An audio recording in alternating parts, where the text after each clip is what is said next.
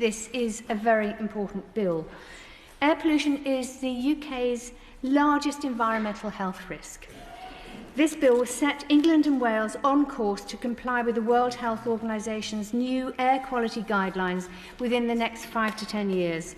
It will achieve our carbon budgets and protect our natural environment. Just as we follow the science with COVID-19, we must follow the science with the air pollution pandemic. There have been several important international developments since the second reading of my bill on 8th of July, which I wish to highlight. We're also much closer to two important anniversaries, which I'd like to remind you about. On the 28th of July, the UN's General Assembly adopted a resolution recognising the right to a clean, healthy and sustainable environment as a human right. This resolution calls upon states, international organisations and business enterprises to scale up efforts to ensure a healthy environment for all. 161 countries voted in favour, including the UK, with none against. So that means that the government has signed up to a UN resolution to make clean air a human right. My bill turns that declaration into something meaningful in England and Wales. So today, here in your Lordship's House, I will hope we do the government's work for them by making clean air a fundamental and legally enforceable human right for people in this country. On the 26th of October, the European Commission published its proposals for the revision of the European Union's ambient air quality directives after more than 4 years of analysis, discussion and consultations. They have proposed new limit values for fine particulate matter, so-called PM2.5, and nitrogen dioxide, so-called NO2, to be attained by January the 1st, 2030, and put the EU on track to deliver zero pollution for air by 2050. Now, the important anniversaries in the next few weeks can include the 70th anniversary of the Great Smog of 1952, between the 5th and the 9th of December. And following that, the 10th anniversary of the tragic death of Ella Roberta Adu-Kissi-Debrah, aged 9, on the 15th of February 2023. And I'm very grateful to her mother, Rosamond Kissi-Debrah, for being here today and listening to this debate and agreeing that the Clean Air Human Rights Bill could be called Ella's Law. We will be doing this for Ella, for children like her, but also for all of us as well, so that none of us has to suffer from poisoned air. So my bill is very timely. In fact, it's being presented in the right place at the right time to address the public health, environmental and climate emergencies that we face. I'm grateful to everyone who spoke at second reading or has spoken to me since about the bill. The Noble Lady Baroness of Jones of Whitchurch has asked me particularly to highlight her support for my bill in her necessary absence today. The Noble Lady Baroness Finlay of Llandaff pointed out that the issue of internal air pollution in schools and homes is also extremely dangerous. She is unable to be here today. And the Noble Lord, Lord Moylan, raised issues that we have recognised. And other noble lords have written showing how the standards in my bill can be achieved or used to deliver clean air. As you will remember, I thanked the Delegated Powers and Regulatory Reform Committee in my opening speech at second reading for scrutinising my bill and confirmed that I would propose amendments to the bill to address their 3 recommendations. So I've therefore tabled amendments here at committee stage to deliver on my assurances. These amendments slightly delayed committee stage for my bill until today, so I took the opportunity to table a small number of other amendments in order to make my bill as perfect as possible. In total, I have tabled 4 types of amendments in a single group for debate, which covers all amendments. So these are, first, time extensions. An amendment to Clause 1 would allow the Secretary of State to postpone the deadline to achieve clean air by a maximum of 5 years for a particular pollutant in relation to the specified zone where the initial deadline cannot be achieved, subject to strict conditions. No time extension will be possible beyond the 1st of January 2033. A consequential amendment is proposed for local authorities.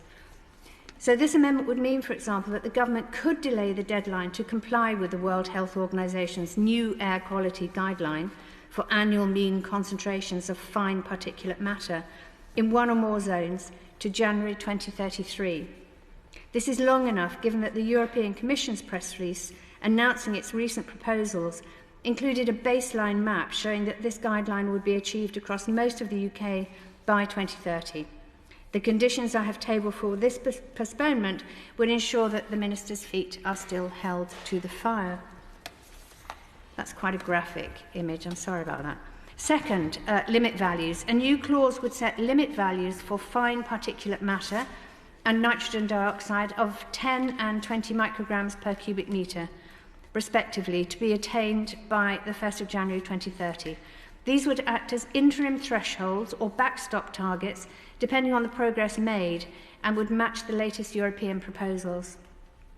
An additional limit value for nitrogen dioxide of 40 micrograms per cubic metre to be attained by the 1st of January 2024 would strengthen existing obligations.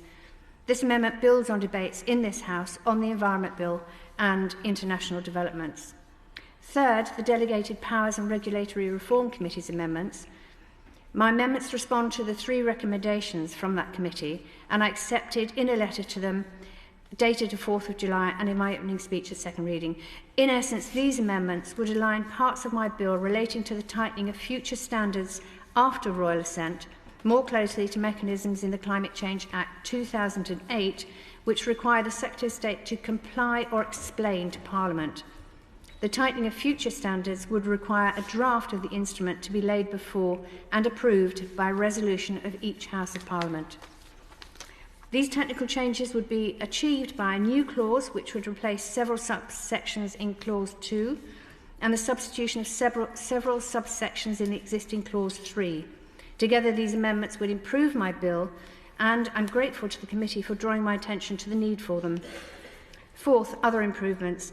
So I've taken the opportunity to table a small number of other amendments to improve my bill and to correct several omissions and typographical errors.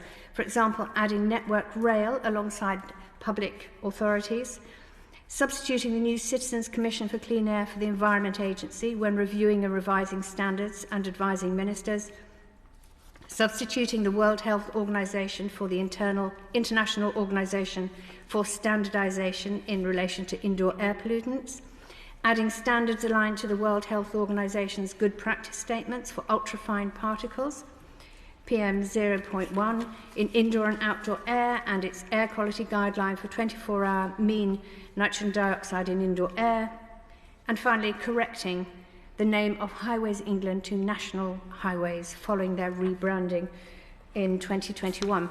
So, my Lords, these amendments to my bill will give the UK the best and most up-to-date clean air standards in the world.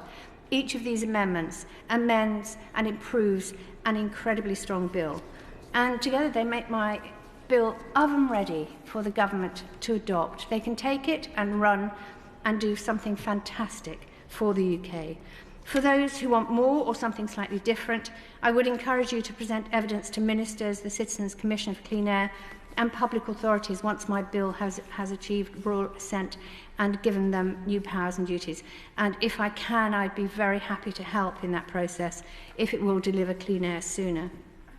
So, as I said in July, let's give Rosamond Ella's Law on the 70th anniversary of the Great Smog and before the 10th anniversary of Ella's death on the 15th of February 2023. I hope you will support my amendments today and that the government will agree to allow my bill time to progress in the other place early in the new year and reach royal assent. I beg to move. Amendment proposed, Clause 1, Amendment 1, page 4, after must